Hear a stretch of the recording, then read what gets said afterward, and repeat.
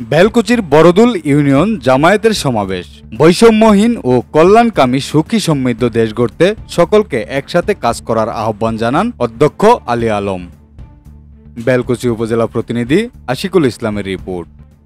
বাংলাদেশ জামায়াতে ইসলামী বড়দুল ইউনিয়নের উদ্যোগে আইন শৃঙ্খলা রক্ষা ও বৈষম্য বিরোধী ছাত্র আন্দোলনের সকল শহীদদের স্মরণে এবং আহতদের সুস্থতা কামনায় আলোচনা সভা ও দোয়া অনুষ্ঠিত হয়েছে।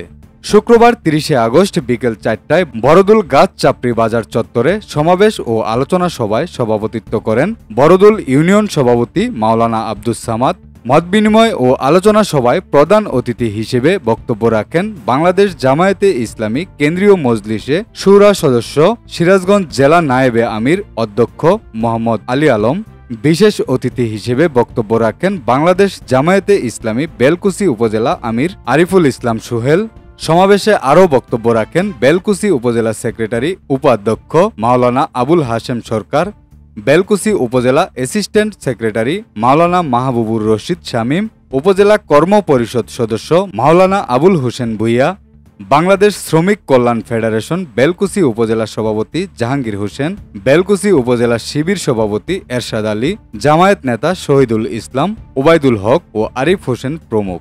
সমাবেশে প্রধান অতিথি আলী আলম বলেন, সব দল দেখা শেষ, জামায়াতে ইসলামীর বাংলাদেশ।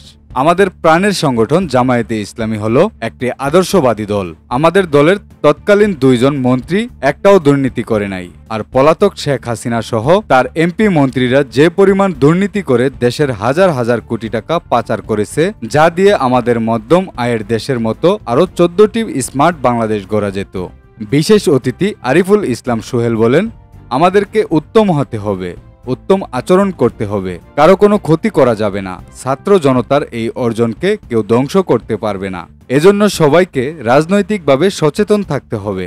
আমাদের এই প্রিয় মাতৃভূমি বাংলাদেশ, বিশেষ করে বেলকুচি, চৌহালি ও এনায়েতপুরের মানুষ যাতে সুখে শান্তিতে থাকতে পারে, এজন্যই আমরা শান্তির পক্ষে, কল্যাণের পক্ষে এবং ইসলামের পক্ষে। তিনি জামায়াতে ইসলামীর পতাকা তলে ঐক্যবদ্ধ হয়ে সকলকে আগামী দিনে একটি বৈষম্যহীন ও কল্যাণকামী সুখী সমৃদ্ধ দেশ গড়তে একসাথে কাজ করার আহ্বান জানান।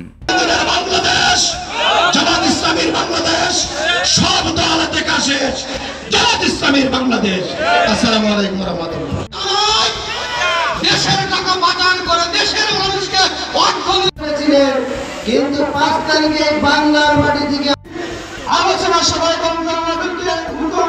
করার জন্য হাটে ঘাটে মাঠে চাষ চলেছে।